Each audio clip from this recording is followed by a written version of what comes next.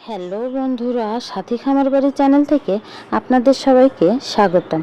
আজকে আমি আপনাদের যেটা দেখাবো সেটা হচ্ছে হ্যাচারি থেকে আমরা কিভাবে কাঁকড়া ধরে থাকি। হ্যাচারি থেকে আমরা সাধারণত দুই পদ্ধতিতে কাঁকড়া ধরে থাকি। আমাদের হ্যাচারির কাঁকড়াগুলো যখন বিক্রির উপযোগী হয়ে যায় তখন আমরা দুই পদ্ধতিতে এই কাঁকড়াগুলো ধরে থাকি। একটা হচ্ছে দোন পদ্ধতি আর একটি হচ্ছে চারো পদ্ধতি। চারো পদ্ধতিটা হচ্ছে আমরা চারোর ভিতরে কাঁকড়ার জন্য যে খাবার দেওয়া হয় ওই খাবারগুলো দিয়ে বেঁধে দেই। তারপর কাঁকড়াগুলো যখন খাবার খাওয়ার জন্য চারোর ভিতরে যায় তখন কাঁকড়াগুলোকে আমরা ধরে থাকি। এটা হচ্ছে চারো পদ্ধতি। আজকে আমি আপনাদের সঙ্গে যে বিষয়টি নিয়ে আলোচনা করব সেটা হচ্ছে দোন পদ্ধতি। আপনারা দেখতেই পাচ্ছেন আজকে আমরা দোন পদ্ধতির মাধ্যমে কাঁকড়া ধরছি।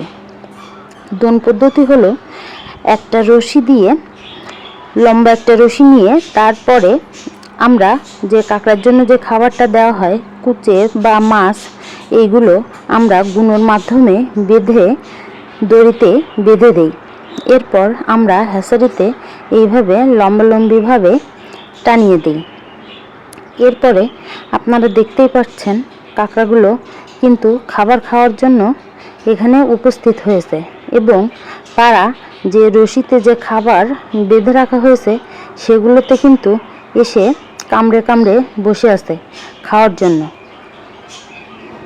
আমরা আস্তে আস্তে চাকনির মাধ্যম দিয়ে কাঁকড়াগুলোকে ধরে ফেলছি, আপনারা সবাই দেখতেই পাচ্ছেন।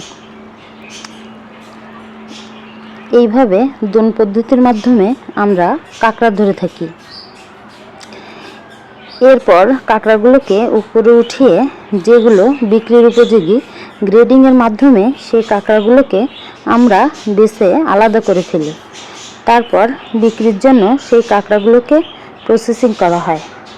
আর যে কাঁকড়াগুলো গ্রেড ফেল করে অর্থাৎ বিক্রির উপযোগী এখনও হয়নি সেগুলোকে আমরা আবার হ্যাচারিতে ছেড়ে দিই। যতদিন পর্যন্ত সেগুলো বিক্রির উপযোগী না হয় ততদিন পর্যন্ত কাঁকড়াগুলোকে হ্যাচারিতে রাখা হয়।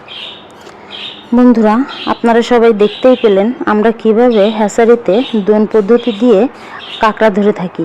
এটাকে অনেকে আবার থোপা পদ্ধতিও বলে থাকে।